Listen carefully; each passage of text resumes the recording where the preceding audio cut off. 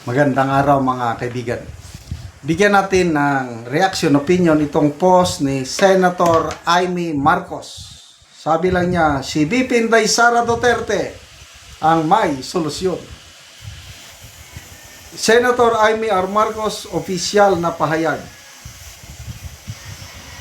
Ukol sa pagdeklara ni VP Sara Duterte sa kanyang pagtakbo bilang Pangulo.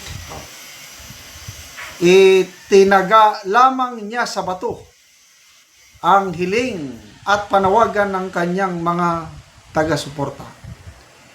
Kinumpirma rin niya ang takot ng kanyang mga kalaban. Siya ang katauhan ng kabaliktaran ng administrasyong ito. Wow!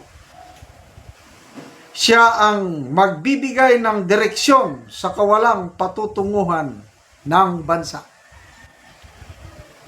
Taglay niya ang tapang at malasakit ng kanyang ama habang bitbit ang karanasan sa pagtulong sa maralita, mga nangangailangan at pinagmalupitan. Siya ang may solusyon. Medyo ramdam ko ang taos-pusong suporta ni Senator Amy dito kay VP Inday Sara. Agree ako dito na itong si VP Sara, siya ang may dalang solusyon. May pag-asa ang ating bansa pag siya ang makabalik sa Malacanang. Taglay niya, sabi dito, ang tapang at malasakit ng kanyang ama. Ito na, like father, like daughter.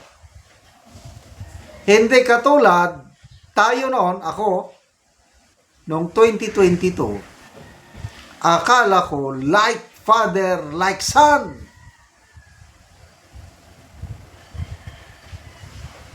Yan ang paniniwala ko noon, and I believe yan din ang paniniwala ninyo. Na ang Bongbong Marcos Jr. ay masusundan niya ang apak ng kanyang ama. Na tayong mga kaedad ko, mga may edad na. Kung may edad kayo 50 plus pataas, I believe na narinig nyo, naramdaman nyo ang nagawang maganda ng isang Marcos Sr. Kaya, bumoto tayo sa isang Marcos Jr. dahil sa Marcos Sr. Nung kampanyahan pa ng May 2022 election, kalye survey. Sino ang bobotohan mo? Pinapakita ko ang mga kandidato. Marcos ako. Bakit? Dahil may nagawang maganda ang kanyang ama. Maraming ganong sagot. Dahil sa kanyang ama. Nagkamali po tayo. Dahil kabaliktaran siya sa kanyang ama. Malayo siya sa isang Marcos Jr. Masipag yung Marcos Sr. Matapang. Lumaban panahon ng gyera ng Hapon. Isang Medal of Valor awardee, may talino. Ito ngayon, naniniwala ko, sandali may tumatawag. Yun. Malayo siya sa kanyang ama. Wartime hero ang kanyang ama. Siya naman, I don't know how do we call itong Marcos Jr. niya na ito. Ibang-iba si VP Inday Sara. Isa siyang public servant na may puso na at may experience dahil yung kanyang nagawang maganda sa Davao City magagawa niya yung Duterte brand of governance sa Davao City, magagawa nila sa buong Pilipinas. Itong Marcos Jr. na ito, na nailad tayo, nabudol tayo. Akala natin magandang nagawa niya sa Ilocos Norte, wala pala eh. Marami na kong narinig na testimony ng taga Ilocos Norte na wala. Halos hindi daw nagtratrabaho nung governor siya sa Ilocos Norte.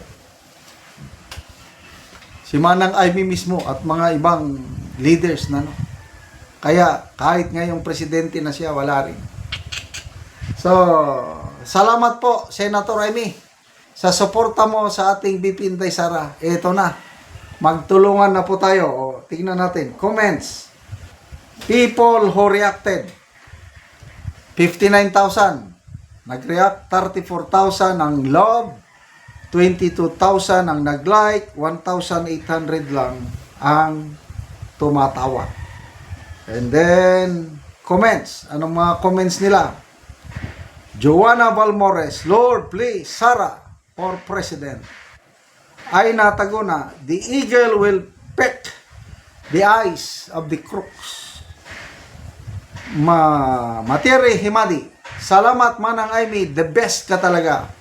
I support Inday. I support you also. Go ka na, BP Sara. May iba naman, babae sa babae.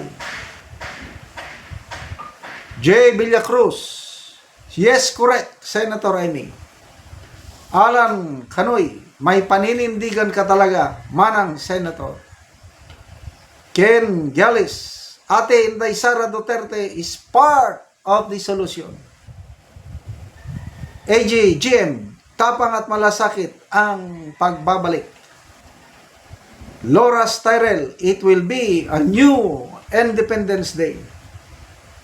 Well said, Madam Amy, support Duterte. Claridel Akika, thank you, Senator. Alam ko, ikaw na Marcos ang matino, kaya binoto kita last election, kay naniniwala kami kay BP Sara. Yes, the remaining matinong Marcos, Senator Amy. Magtulungan tayo. Mga Ilocano dyan, na naniniwala kay Senator Amy, sana suportahan nyo si BP Inday Sara. Kami, Ilocano kami. Kailang susuporta kami kay BP Inday Sara. Salamat mga kaibigan sa inyong pagsubaybay sa ating channel. Nakakatulong kayo ng malaki sa tribong Talandig ng Bukidnon dahil ang sweldo natin sa channel na ito is pantulong sa tribo. Namimigay tayo ngayon ng libreng yero at pako para makapagpatayo sila ng mas maayos na tirahan. Panoorin ninyo ang video na ito.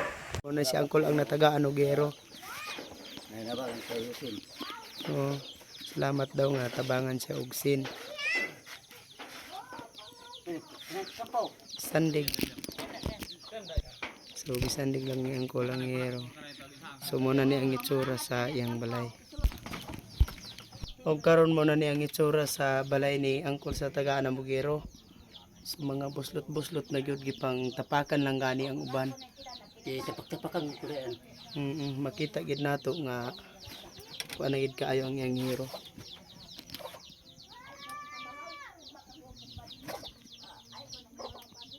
So mauna ni ang ilang kahimtang sa ilang panimalay. O karon Kol, pila na ni katuig ang imong balay sa imong atop ngayon anin ang itsura? 12 na katuig. 12 na katuig.